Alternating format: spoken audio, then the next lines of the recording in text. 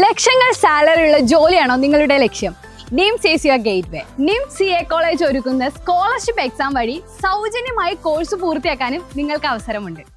കുലക്കല്ലൂർ പഞ്ചായത്തിലെ ലൈഫ് ഗുണഭോക്താക്കൾക്കുള്ള വീടിന്റെ താക്കോൽ കൈമാറ്റം ഈ മാസം 19 നടക്കും. നവീകരിച്ച EMS ഹാളിന്റെ ഉദ്ഘാടനം ഞായറാഴ്ച മന്ത്രി MB രാജേഷ് നിർവഹിക്കുമെന്ന് പഞ്ചായത്ത് പ്രസിഡന്റും ഭരണസമിതി അംഗങ്ങളും പട്ടാമ്പിയിൽ വാർത്താ സമ്മേളനത്തിൽ അറിയിച്ചു.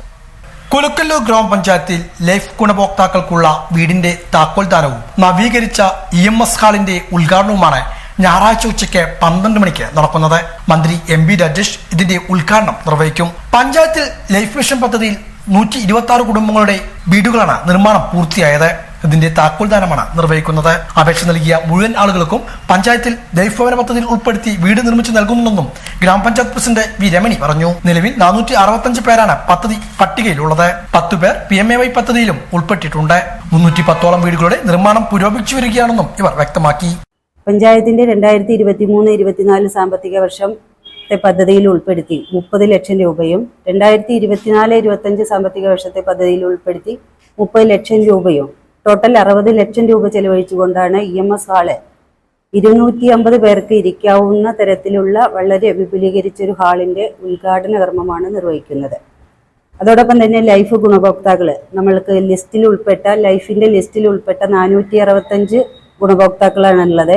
അതിൽ മുഴുവൻ ആളുകളും 6 പേര് ഒഴിച്ച് ബാക്കി മുഴുവൻ ആളുകളും എഗ്രിമെന്റ് വെച്ചു. 310 പേര് പ്രവൃത്തി പൂർത്തീകരിച്ചു കൊണ്ടിരിക്കുന്നു. 126 പേരുടെ കംപ്ലീറ്റ് ആയിട്ടുള്ള വീടിന്റെ പ്രവൃത്തിയും പൂർത്തീകരിച്ചിട്ടുണ്ട്. അതിന്റെ താക്കോൽദാനമാണ് നമ്മൾ ഞായറാഴ്ച നിർവഹിക്കാൻ പോകുന്നത്. അതേപോലെ തന്നെ നമുക്കറിയാം, പഞ്ചായത്തിൽ ഈ 4.5 വർഷക്കാലമായിട്ട് സമ്പൂർണ്ണ കുടിവെള്ള പദ്ധതി 6500 വീടുകൾക്ക് പൂർണ്ണമായിട്ടും കണക്ഷൻ കൊടുക്കാൻ കഴിഞ്ഞിട്ടുണ്ട്. അതോടൊപ്പം തന്നെ നമുക്ക് ബഡ്സ് സ്കൂളിന്റെ പ്രവർത്തനം ഈ ഭരണസമിതിയുടെ കാലയളവിൽ നിർവഹിക്കാൻ കഴിഞ്ഞിട്ടുണ്ട്. പകൽ വീടിന്റെ പ്രവർത്തനം പൂർത്തീകരിച്ച് അതിന്റെ ഉദ്ഘാടനത്തിന് ഒരുങ്ങി നിൽക്കുകയാണ്. അടുത്ത മാസം തന്നെ അതിന്റെ ഉദ്ഘാടനം നമ്മൾ പൂർത്തീകരിക്കും. ചുണ്ടപ്പറ്റ സബ് സെന്ററിന് പുതുതായിട്ട് പുതിയ കെട്ടിടം നിർമ്മിച്ചു. തത്തനംപുള്ളി സബ് സെന്ററിന്റെ ശോചനീയമായ അവസ്ഥ പരിഹരിച്ച് അതിന്റെ നവീകരണ പ്രവർത്തനങ്ങൾ ഏറ്റെടുത്ത് വളരെ മാതൃകാപരമായ രീതിയിൽ അതിന്റെ പ്രവൃത്തി പൂർത്തീകരിക്കാൻ കഴിഞ്ഞിട്ടുണ്ട്. 60 ലക്ഷത്തോളം രൂപ ചെലവഴിച്ചാണ് EMS ഹാളിന്റെ നവീകരണം പൂർത്തിയാക്കിയത്. 2 ഘട്ടങ്ങളിലായാണ് ഇതിനായി ഫണ്ട് അനുവദിച്ചത്. 250ഓളം പേർക്ക് ഇരിക്കുവാനുള്ള സൗകര്യം പുതിയ ഹാളിൽ ഒരുക്കിയിട്ടുണ്ടെന്നും ഇവർ അറിയിച്ചു.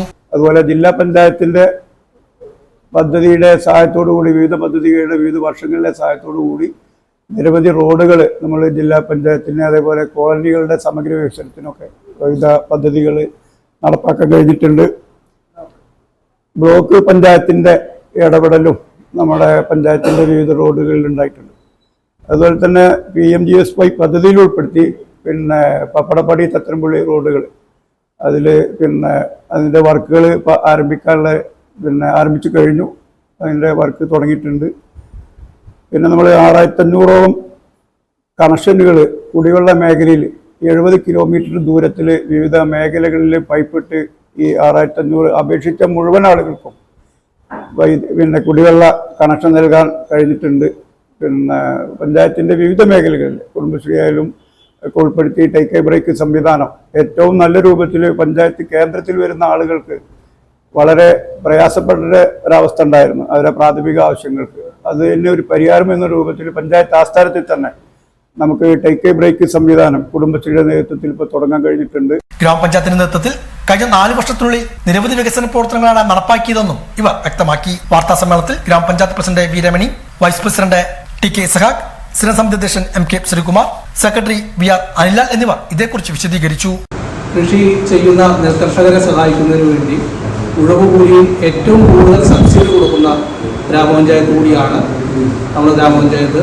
ഈ കാലയളവിലുള്ള വികസന പ്രവർത്തനങ്ങളുടെ തുടർച്ചയെന്നോണമാണ് ഈ വരുന്ന 20-ാം തീയതി കേരളത്തിൻ്റെ തദ്ദേശ സ്വയംഭരണ മന്ത്രി ശ്രീ MB രാജേഷ് അവർ ഗ്രാമപഞ്ചായത്തിൻ്റെ ഭൗതിക സാഹചര്യത്തിൻ്റെ വർദ്ധിപ്പിക്കുന്നതിൻ്റെ ഭാഗമായിക്കൊണ്ടുള്ള EMS ഹാളിൻ്റെ ഉദ്ഘാടനം കൂടി നിർവഹിക്കുകയാണ്. അതിൻ്റെ ഭാഗമായിക്കൊണ്ട് വ്യത്യസ്തങ്ങളായിട്ടുള്ള മേഖലകൾ നേരത്തെ സൂചിപ്പിച്ച പോലെ ടേക്ക് എ ബ്രേക്ക് ആണെങ്കിലും അതുപോലെ വയോജനങ്ങളുടെ ക്ഷേമത്തിന് വേണ്ടിയുള്ള പകൽ വീടിൻ്റെ പദ്ധതി അതിൻ്റെ ഉദ്ഘാടനത്തിന് ഒരുങ്ങിയിരിക്കുകയാണ്.